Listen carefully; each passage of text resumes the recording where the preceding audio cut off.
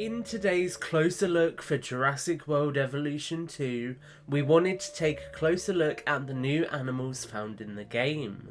This doesn't include Pachyrhinosaurus, Megalosaurus, Attenborosaurus or Geostembergia, who you can see in our deluxe edition showcase. Let's start with aerial animals. The base game features 6 pterosaurs in total, a big growth over the first game. The ever popular Pteranodon returns in its Jurassic World appearance, and this time around it is joined by the smaller member of the Jurassic World aerial roster, the Dimorphodon, a medium-sized pterosaur from the early Jurassic period. Alongside these two animals we also have a novel reference in the form of Pterodactylus, a large pterodactyloid pterosaur which would have been found in South America during the early Cretaceous period. This is accompanied by another animal which has been ever present in the Jurassic World toy line, the Tapejara, which is another Brazilian pterosaur from the Cretaceous period with a really unique crest on its head. Rounding out the assortment we have Marodactylus, an animal which would have existed during the Lower Cretaceous period in what is now Brazil, and also Tropeognathus, a unique animal from the early Cretaceous period in South America which has an incredibly unique shape to its snout.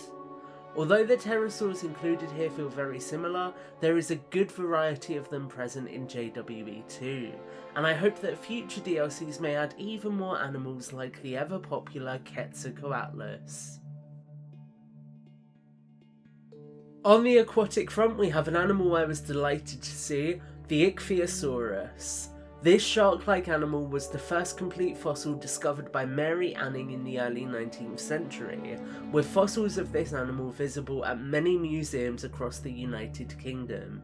Ichthyosaurus is also joined by the ever-loved Plesiosaurus, a large marine reptile that lived during the early Jurassic period, with nearly complete skeletons discovered in England, showing that England has a diverse reputation for prehistoric marine life.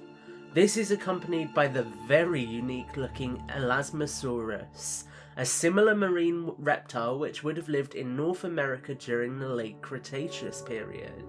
The design for this one has received some criticism in the paleo community, but personally I like how unique it looks. On the larger marine front we have the Liopleurodon, a carnivorous marine reptile which interestingly still belongs to the Plesiosauridae family. This animal would have lived from the middle to late Jurassic period, and I absolutely love the design for this one, particularly the kind of rusty skin that it has by default. This animal is joined by the Tylosaurus, another mosasaur which would have existed in the late Cretaceous period, as one of the larger predators to inhabit the seas.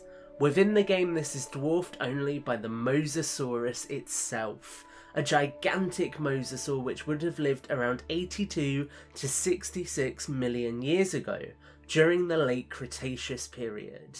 This is synonymous with the franchise at this point, and it is a very welcome inclusion to the sequel.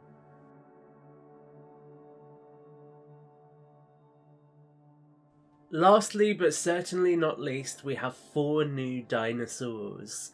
Amargasaurus is one of the most unique sauropods to have ever existed due to its smaller than normal size for sauropods, and its only known skeleton was discovered in 1984 in a shockingly nearly complete state, something which is very rare for fossils. Coelophysis was a small carnivore found during the latter part of the Triassic period, and was found in what is now the southwestern United States, alongside South Africa and Zimbabwe.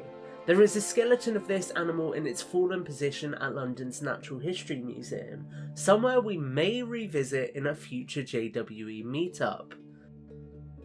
Quinzausaurus represents a unique genus of tyrannosaurid that would have lived in Asia during the late Cretaceous period.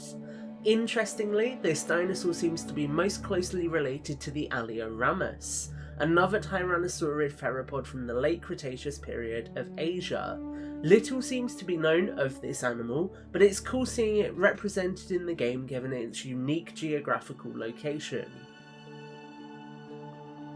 Rounding out the new additions is Cryolophosaurus, a unique animal which would have existed in the early Jurassic period in Antarctica. This unique animal has a crest which distinguishes it from other large theropods, and it is believed to be the only species found under its genus, at least to date. This is a very cool addition to end today's video on. That's it for our closer look at the brand new animals in Jurassic World Evolution 2. It's safe to say that there are lots of new animals packed in here, alongside all of your favourite returning animals. Let us know your favourite new animal in the comments down below, and we hope you enjoy your time with Jurassic World Evolution 2, which is available right now.